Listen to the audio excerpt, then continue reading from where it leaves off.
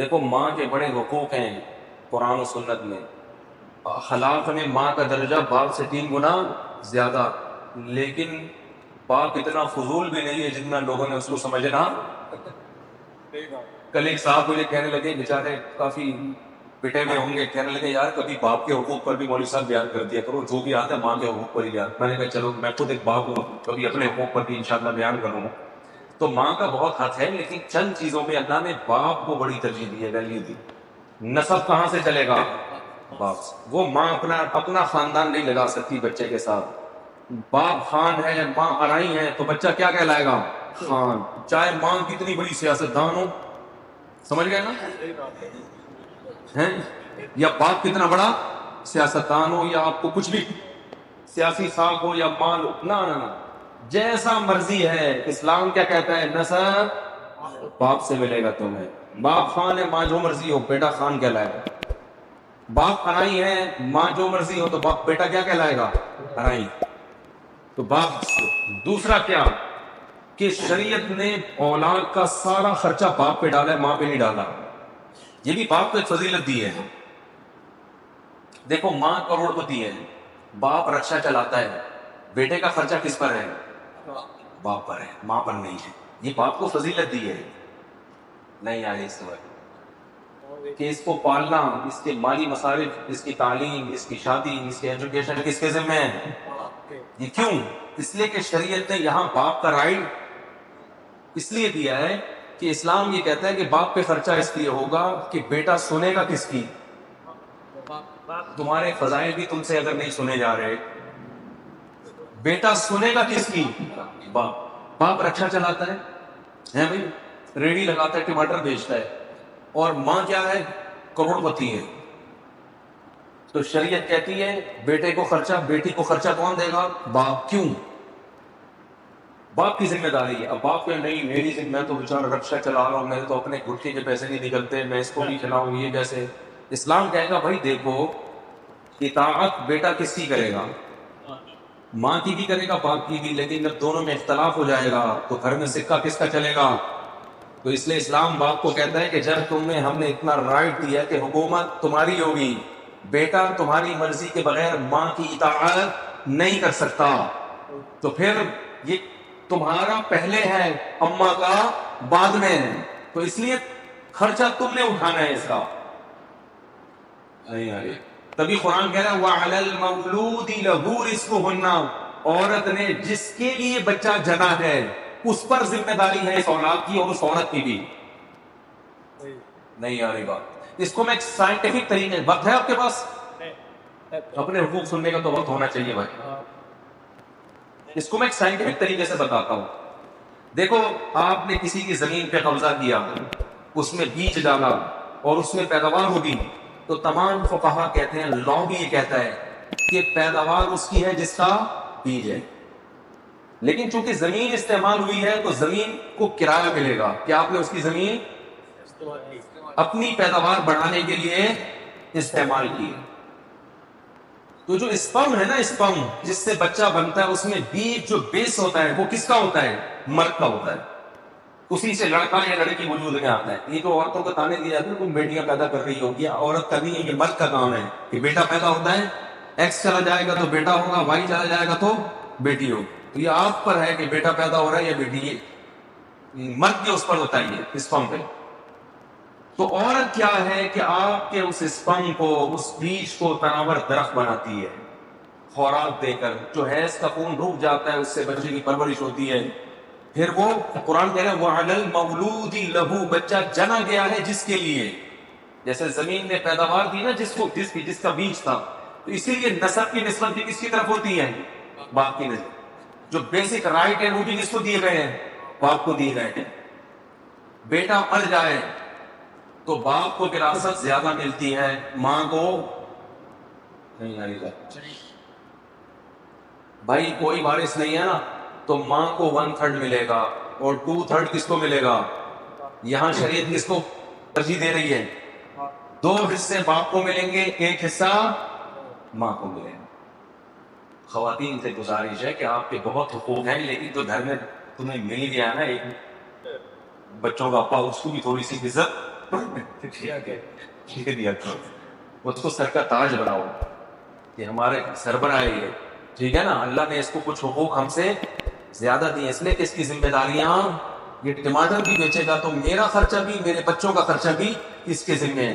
عجیب بات ہے کہ عورت کروڑوں روپے بھی کما رہی ہو، شوہر رکشا چلاتا ہے، خود اس عورت کا خرچہ بھی کس پہ ہے؟ عجیب بات ہے یا نہیں ہے؟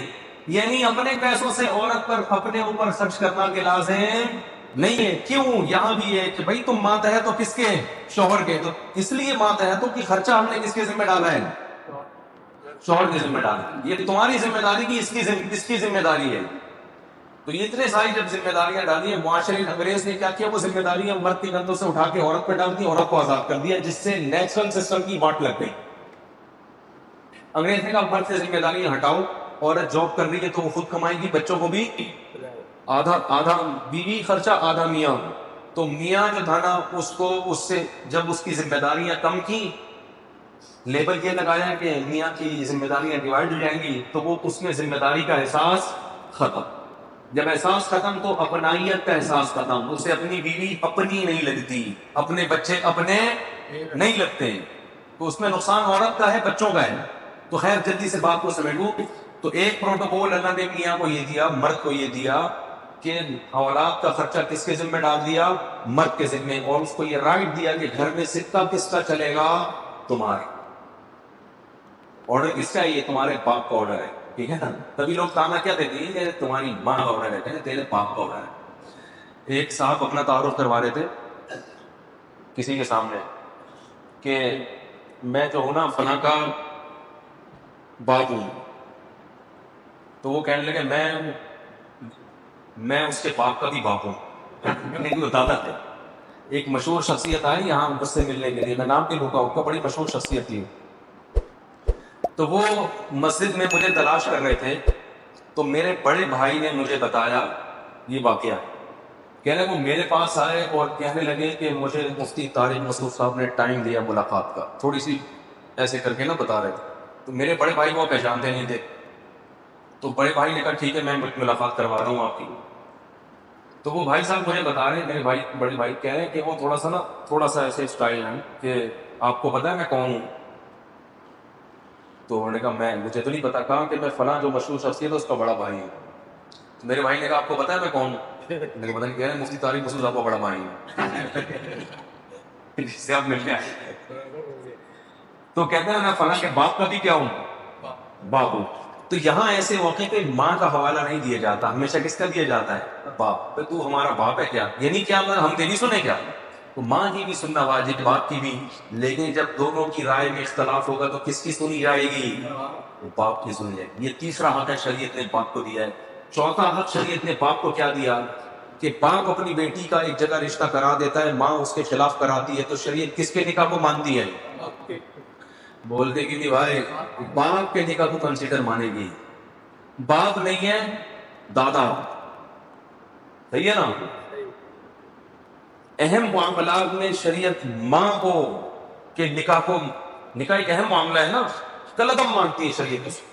کلعدم نہیں. باپ کا کیا ہوا نکاح کیا ہے وہ مانا جائے. اور بعض فقہاء کے نزدیک تو باپ کی مرضی کے بغیر نکاح ہوتا ہی نہیں. ماں کی مرضی کے بغیر ہو جائے گا، باپ کی مرضی کے بغیر نہیں ہوگا. تو یہ رائٹ بھی کس کو دیا شریعت نے؟ بولو بھائی باپ. اگر لڑکی کم مہر پہ کہیں نکاح کر لے باپ کی اجازت کے بغیر تو باپ کو حق نکاح ختم کرا دے، ماں کو حق نہیں ہے. کس کو حق دیا شریعت نے؟ باپ کو حق دیا. تو نسب باپ سے چلا دیا. اطاعت کس کی واجب کر دی؟ باپ کی کر دی. خرچہ کس پہ ڈال دیا؟